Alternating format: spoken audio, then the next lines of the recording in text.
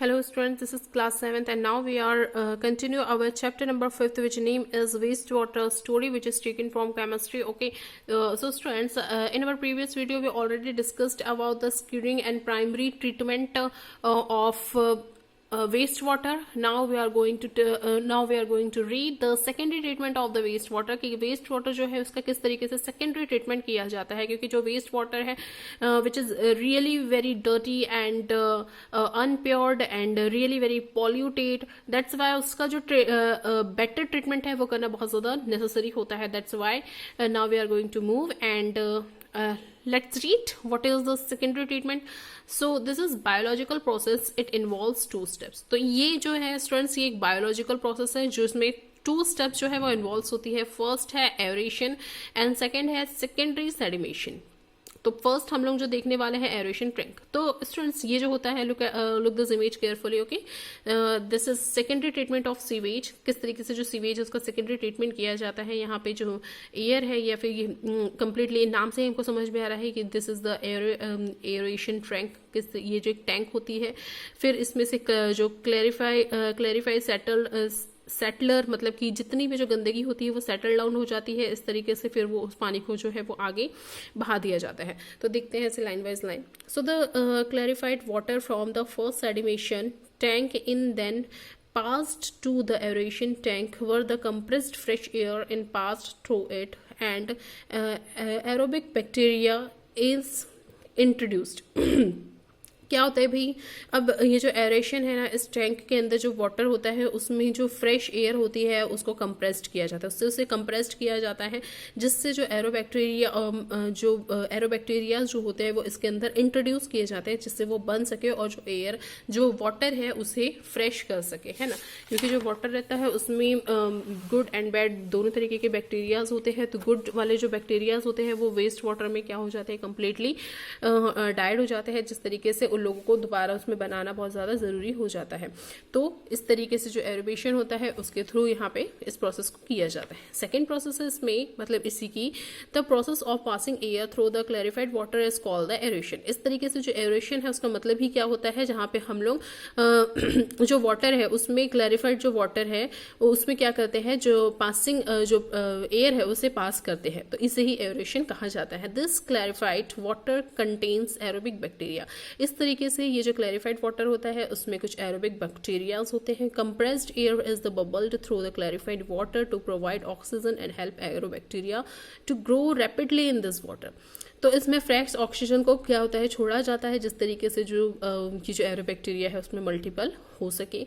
The aerobic bacteria break down most of the organic matters presents in the sewage such as human waste, soap and food waste into the harmful. इस तरीके से जो एरोबैक्टीरिया होते हैं वो मर जाते हैं जब उसमें ह्यूमन वेस्ट होता है, सोप होता है, फूड वेस्ट होता है, हार्मलेस सब्सटेंसेस होते हैं.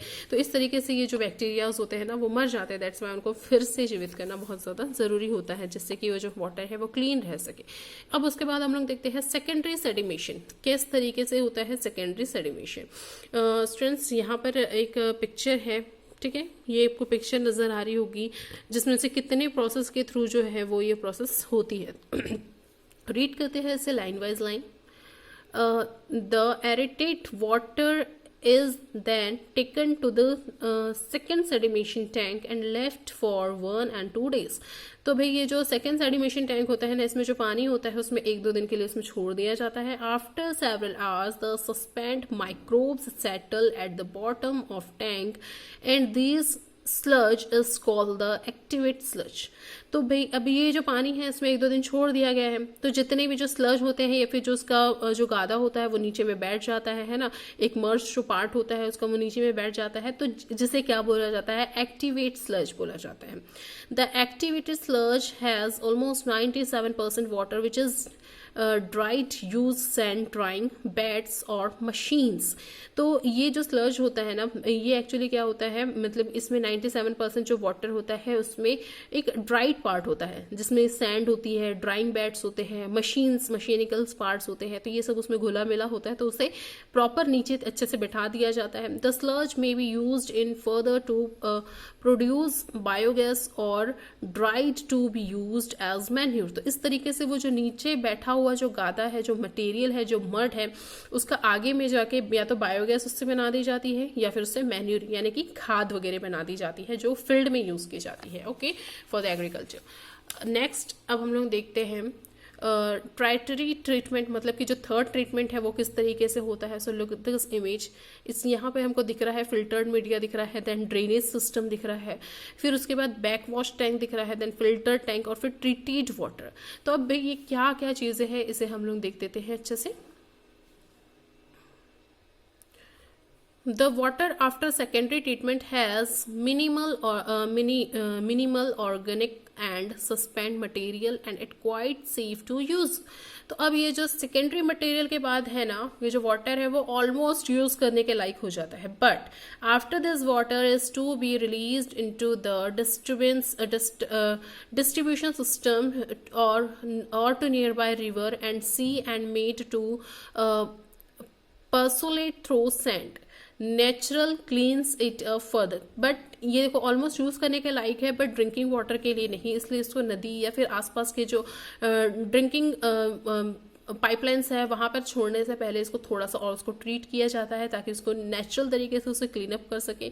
Sometimes the waste water is disinfected with the chlorine ozone और passed through the ultra violet radiation. कभी कभी तो ऐसा भी होता है कि ये जो पानी है उसको ओजोन से या फिर अल्ट्रा वायलेट रेडिएशन से भी पास करवाया जाता है, जिसको उसे नेचुरल तरीके से क्या किया जा सके, क्लीन किया जा सके।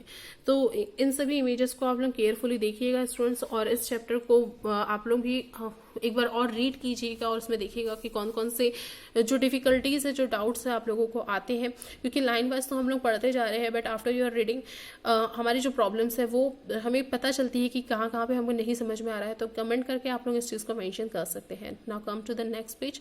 The sewer system needs to be maintain properly. इस तरीके से जो सीवर सिस्टम होता है उसे मेंटेन करना बहुत ज़्यादा ज़रूरी होता है। The responsibility in cities lies with the municipal corporation, और इसलिए ये जो म्युनिसिपल कॉर्पोरेशन है इससे ये रिस्पॉन्सिबिलिटी दी जाती है। In the village panchayat is required to take care of proper disposable waste. इस तरीके से जो विलेजेस होता है वहाँ की जो पंचायत होती है उसे ये रिस्पॉन्सिबिलिटी दी जाती है कि वो इस सब के जो वेस्ट होता है उसे प्रॉपर तरीके से क्लीन रखे और साफ करे, क्योंकि अगर ये क्लीन नहीं रहेगा, यानी कि जो हमारा सीवर सिस्टम है अगर वो क्लीन नहीं रहेगा तो इससे बहुत सारी डिसीजेस हो सकती है और वो जो एरिया है वो रहने लायक नहीं रह सकता है ना। यहाँ पे डू यू नो के लिए आपको एक नोट्स दिया गया है, तो इस नोट को केयरफुली रीड कीजिएगा। The harmful effect of sewage. भाई अब हम लोग देखते हैं कि क्या क्या हार्मफुल इफेक्ट हो सकते हैं सीवेज के। सो we have learnt that there are the varieties of contaminant present in sewage। तो हम लोग ने देखा कि जो सीवेज रहता है इसमें कितनी टाइप की जो गंदगी है, जो पॉल्यूशन है वो प्रेजेंट रहता है। This contaminants can make the wastewater a major source of concern for human, plants and animals as well as the water bodies in which they are disposed। तो इस तरीके से कितने जो प्लांट्स हैं, एनिमल्स हैं, उन सब की भी जो गंदगी होती है ये सब भी उसमें घुली मिली होती है ना, सब कुछ उसमें डिस्पोज कर दिया जाता है। Direct disposal of sewage into the water bodies adversely affected the life of aquatic animals and caused irreparable damage to the water bodies. The open sewage system and the untreated sewage can creates lots of health hazards and environment issues. A well-maintained closed sewage system saves us from the following। क्योंकि जो open जो सीवेजेस रहते हैं कभी कभी ऐसा होता है कि उसमें बहुत सारी मिसहैपनिंग होने के चांसेस ज़्यादा रहते हैं कि कुछ गिर जाए या फिर जो एनिमल है वही चलते चलते उसमें गिर जाए, तो उसको मेंटेन करना भी हमारे लिए बहुत ज़रूरी होता है। पर जो क्लोज सीवेज रहते हैं उसकी वजह से काफ़ी सारी जो प्रॉब्लम्स है वो भी यहाँ पे होने के लिए, मतलब कि जो हेल्थ हैजर्ड्स है वो सब हम लोग को देखने के लिए मिलते हैं, जो कि इस प्रकार से है। देखिए यहाँ पे एक जो हमारा घर मतलब एक बताया गया है कोई एग्जांपल के लिए सीवेज सिस्टम किस तरीके से रहता है। एक घर रहता है हमारा और थोड़ी दूर में ये एक मेन सीवर लोकेलिटी रहती है, देन फिर उससे वो जो पूरा सीवेज सिस्टम है वो बाहर कर दिया जाता है, ड्रेन आउट कर दिया जाता है। अब हम लोग देखते हैं स्प्रेडिंग ऑफ डिसीजेस, किस तरीके से जो बीमारी है वो फैलती है। स्प्रेड मतलब कि फैलना। Blockage of pipelines, overflow of sewage in big cities and the presence of open sewers in small cities and village में lead to the following. stagnation of the water which favors breeding of flies, mosquitoes। तो भाई अगर ये जो स्टैग्नेशंस है या फिर ये जो सीवर सिस्टम है अगर ये ओपन रहेंगे तो वहाँ पे बहुत सारे जो फ्लाइज है या फिर जो मॉस्किटोज है वो स्प्रेड होने लगेंगे, फैलने लगेंगे और इससे बहुत सारी बीमारी जैसे लाइक मलेरिया, डेंगू, चिकनगुनिया, ये सब जो बीमारियां हैं, जो डिसीजेस है वो क्या होने लगेंगी, वो भी वहाँ पे पैदा होने लगेगी, फैलने लगेगी। ठीक है। The open and overflowing drains are the foreground for the micro organisms to multiply due to the abundance of the organic waste in the sewer. इस तरीके से जो ओवरफ्लोइंग होती है तो जो माइक्रो ऑर्गेनिजम्स है वो भी मल्टीप्लाई होने लगते हैं, वो भी बढ़ने लगते हैं। Okay, the rapid growth and the multiplication of the micro organisms में lead to the communicable diseases as the diarrhea, jaundice and the dysentery। ठीक है, इस टाइप की जो बीमारी है इन सब से भी ये सब जो बीमारियां हैं वो फैलने लगी, क्योंकि ये जो प्लेसेस है अगर ये ओपन रहेंगे तो ये जो क्लीन वाटर रहता है, ड्रिंकिंग वाटर रहता है, उसमें भी मिक्सअप हो सकते हैं, जैसे कि जो जॉन्डिस वगैरह जैसे जो बीमारी है या फिर कोलेरा है, इस तरीके की जो बीमारी है, डेसेंट्रीज है, ये सब क्या होने लगेगी, फैलने लगेगी। यहाँ पर एक नोट दिया है just type of case study, तो आप लोग इसको रीड कीजिएगा और देखिएगा कि इसमें किस टाइप की जो आपको नोट्स है वो प्रोवाइड कराया गया है। फिर आ जाता है डिकम्पोजिशन ऑफ ऑर्गेनिक मैटर में produce different poisonous foul smelling gases that leads to pollution of air. तो इस तरीके से ये जो सीवर सिस्टम होता है इसमें बहुत सारी मतलब कि क्योंकि देखिए इसमें वेस्ट वाटर होता है, मतलब पूरी गंदगी या फिर पॉल्यूटेड वाटर होता है, जिस तरीके से उसमें अलग अलग टाइप की जो गैस है ना वो भी बनने लगती है, and that gas are really very harmful for humans, for animals and for nature also. तो हमें इन सब को भी ढक के रखना चाहिए और ऑलमोस्ट उसे क्लीन रखना चाहिए। इसी तरीके से हो जाता है water pollution.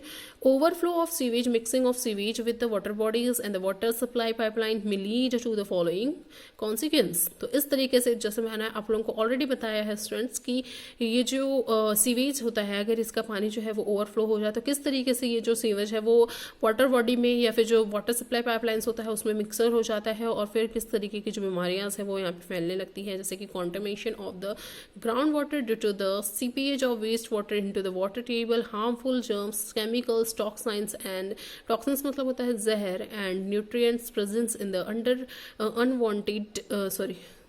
untreated wastewater contaminates the potable water and the affect the aquatic life. किस तरीके से जब ये जो वाटर है, जो वाटर पॉल्यूशन है, मतलब जो पानी जो है वो गंदा हो जाएगा तो किस तरीके से जो एक्वेटिक लाइफ होती है, मतलब जो जल में रहने वाले, जो पानी में रहने वाले जो एनिमल्स है, किस तरीके से उनकी लाइफ को वो अफेक्ट करता है, क्योंकि जो पॉल्यूटेड वाटर रहता है उसमें ऑक्सीजन की कमी हो जाती है। फिर ये जो एक्वेटिक एनिमल्स होते हैं उनको, वो जो एनिमल्स हो गए या फिर जितने भी जो ऑर्गेनिजम्स हो गए, उनको ऑक्सीजन ईजिली सप्लाई नहीं हो पाता है, जिससे उनकी भी लाइफ को काफ़ी ज़्यादा खतरा होता है। ओके, फिर आ जाता है आपका यूथ्रोपिकेशन। अब ये क्या होता है भाई, इसे देखते हैं। Unwanted deposition of nutrients from the agriculture in water bodies leads the excessive growth of aquatic plant like the alga that may further leads to depletion of the dissolved oxygen in the water bodies। तो यहाँ पे देखिए ये इस तरीके से क्या होता है कि बहुत सारे जो अनवांटेड प्लांट्स होते हैं ना वेस्ट वाटर में, वो क्या होने लगते हैं, ग्रो होने लगते हैं। This process is called the eutrophication. और इसी जो अनवांटेड जो प्लांट्स है जो ग्रो हो रहे हैं, इसी प्रोसेस को यूथ्रोपिकेशन बोला जाता है। Oxygen presence in the water bodies in the consumed by these plants leading to deficiency of oxygen for aquatic animals। तो इस तरीके से जो ऑक्सीजन है जिसकी कमी होने लगती है एनिमल्स के अंदर, मतलब कि एक्वेटिक एनिमल्स के अंदर। After some times the water bodies also start stinking and become the unsuitable for the aquatic life for the microbes to flourish. इस तरीके से धीरे धीरे ये जो पानी है जब वो बहुत ज़्यादा पॉल्यूटेड हो जाता है तो वह स्टिकिंग होने लगता है, स्मेली होने लगता है एंड साथ ही साथ स्टिकी भी होने लगता है। ओके, जिससे कि जो एक्वेटिक लाइफ है, ये जो माइक्रोब्स है, उनकी जो लाइफ है वो बहुत ज़्यादा डेंजर हो जाती है, जिससे कि वो बंद होने की या फिर डेड होने की कगार में रहते हैं। इस तरीके से आ जाती है स्टूडेंट्स हमारे पास एक केस स्टडी जो कि कहाँ की है, यमुना वाटर की है। बहुत फेमस केस स्टडी है, इसकी लाइन वाइज लाइन आप रीड कीजिएगा और देखिएगा कि आपको इसमें से क्या टीच करने के लिए मिलता है। इसी तरीके से आ जाता है सॉइल वाटर। अब भाई जब जो वेस्ट वाटर है अगर वो सॉइल में आ जाए तो किस तरीके से जो पानी है वो भी पॉल्यूट होने लगता है ना। तो इसी तरीके से जो सॉइल है वो भी हमारी क्या हो जाती है, उससे खराब होने लगती है। Untreated sewage or dumping of sewage in water bodies can even make water unfit of irrigation and cause soil pollution. Heavy metals like lead, mercury, chemical rich and pesticide salt disturb the soil structure and affect the fertility of the soil. Crops grow with polluted water, contaminates the complete food chain and affect the health of the users. तो भाई ये जो पानी है, अगर जो waste water है जब वो सॉइल में मिक्स हो जाएगा तो किस तरीके से जो सॉइल है वो कम्प्लीटली जो अपना जो नेचुरल क्लीनर है उसको खो देती है, और उसमें किस तरीके से जो अनवांटेड थिंग्स है वो उसमें प्रेजेंट हो जाती है, जिससे कि जो वाटर जिससे जो सॉइल है उसमें जो प्लांट्स है वो ग्रो नहीं हो पाते हैं। तो इस तरीके से एक जो सीवेज सिस्टम है अगर वो अच्छा नहीं रहेगा तो देखिए आपने कितनी सारी जो प्रॉब्लम है हमको फेस करना पड़ सकता है। स्टूडेंट्स यहाँ पे होता है हमारा जो पार्ट 5th है वो complete, and I will provide the let's try question answers of let's try 2 and see you soon. We will complete this chapter, okay, further chapters. So I'm stopping here. See you soon with the next part of the chapter. Till then, take care. Bye bye.